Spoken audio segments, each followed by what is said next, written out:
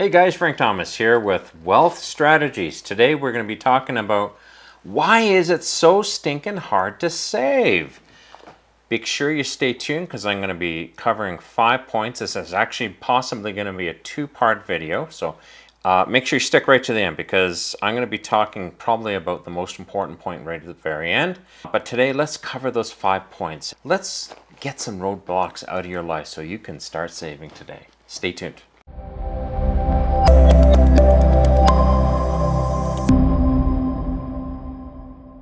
So the question today is, why is it so hard to save? One thing I will resoundingly say is I notice that the younger a person is, the less of a case of urgency there is to save for retirement or to take life easy or whatever you want. Then what happens is it becomes less and less and less important. It's a really sad thing because I'll tell you something. I'm going to be showing you some examples either in this video or the next one that actually shows real quantitative figures on how things add up. And if you have time as a ally to your saving strategy, it's like magic. You know, I just have no other way to put it. It's just like magic. Let's get into point number one. One of the biggest reasons I find is a person doesn't have a budget. If you don't have a budget, there's a saying, if you fail to plan, then you plan to fail. You don't have to have a dedicated, crazy budget. You don't need any fancy budgeting software. I just use a simple Excel spreadsheet. I actually have it in Google Docs because it's a place to store it safely, securely. Heck, you know, Google's handling all the backup and care and feeding of it. I've kept my budget in Google Docs now for a long time, and I'm getting close to a decade now. I have a budget, and because I get paid on a monthly basis, it's broken up month by month by month. It's just really a simple case of ensuring that I cover in that month. I know how much is coming in, and I have all my items in my budget coming out, and where do I sit at the end of everything? My A minus B equals C. You'll see other videos where I talk about this. A is what's coming in, B is what you got to pay. And that you're literally, I always say that you're just the custodian of that money to pay your bills. And the C is what's important because that's what you can earn. You want to put that money away. So the A minus B equals C. So you need to have a budget. If you get paid every 2 weeks, then set your budget up every 2 weeks. You know, even if you have bills that come across multiple pay periods, I have one bill, which is the water and garbage bill for where we live and the municipality we live. They bill me about $140 every 2 months. So you think, oh, you know, it's out of my sequence and it's this and it's that. All you gotta do is say, okay, I gotta save $70 on this paycheck and $70 on this paycheck. And a good big one could be the rent. Like, let's say you're renting a place. My daughter was renting a place. I think her rent was, I don't know, $1,000, $1,500. I don't remember anymore. And let's say it's $1,000. I'd say $500 this paycheck you put aside. And even if you have to have a second account, a second holding bank account in your savings, you take the $500 and put it in there. And then on your next paycheck, you put it back into your main account and then write your check or let the landlord direct debit it out. And then you've paid your rent and you never bounce your bills. So you're gonna need to have a budget. The second point here is failing to set goals. Oh my goodness. I used to think goal setting was a waste of time until I wrote my budget until I was 65. Now I am 60, or I'm going to be 60 in the fall here, and it could be that when you see this video I'm already 60 or whatever, but anyhow, right now I'm just 59. But I wrote my budget for the next 5 years to plot out what things look like, because I have a very definitive goal. I really want to retire at 65. I'm starting so darn late in life. I've had money in my hands and I've been unwise with it in the past, and I finally got wise with it. I had to build a plan to see where I was going to be, and I had an idea of how much I needed minimum to save so I could have a non-diminishing fund. That's basically where your dividends and your increase in value will always keep up with what you take out of it. So that way, if you have $500,000 in 10 years, you still have $500,000. If you have a diminishing fund, you might have only 400 after 10 years or 350,000 after 10 years.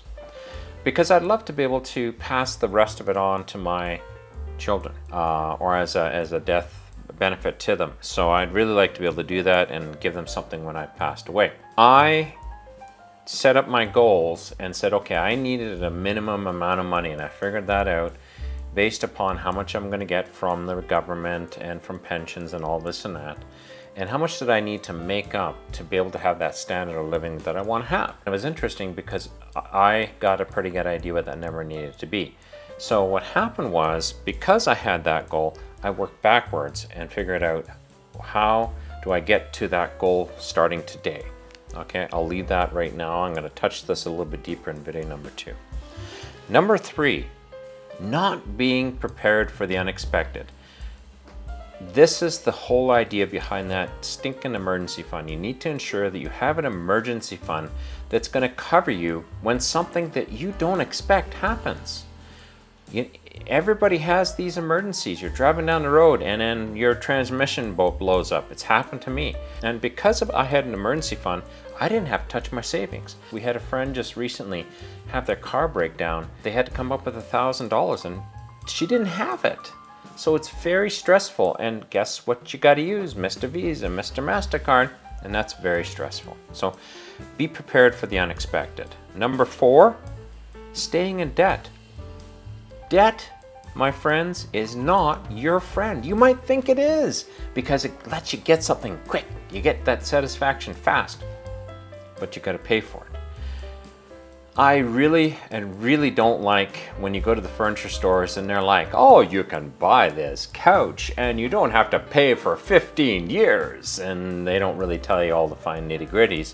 And you walk out, you bought a couch, you put nothing down, and then 15 years later you discover you're paying an atrocious interest rate on that money. They're not doing you any favors. This is one thing I'm going to say to you, you ain't got the money to buy it in cash, then you ain't got the money to buy it.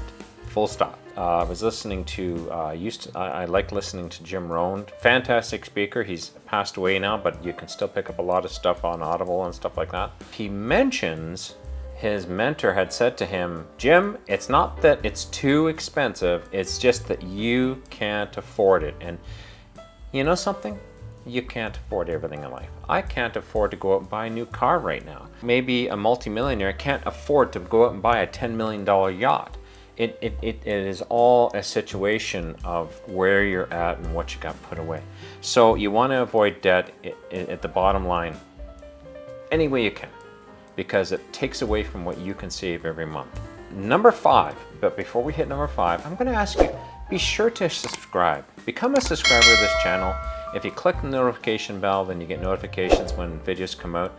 I'm finding that the people whom are subscribing right now, we've got a very small subscriber base, but I'm finding that people are really enjoying the videos, and I'm hoping you guys get something from it because I want to see you guys be successful.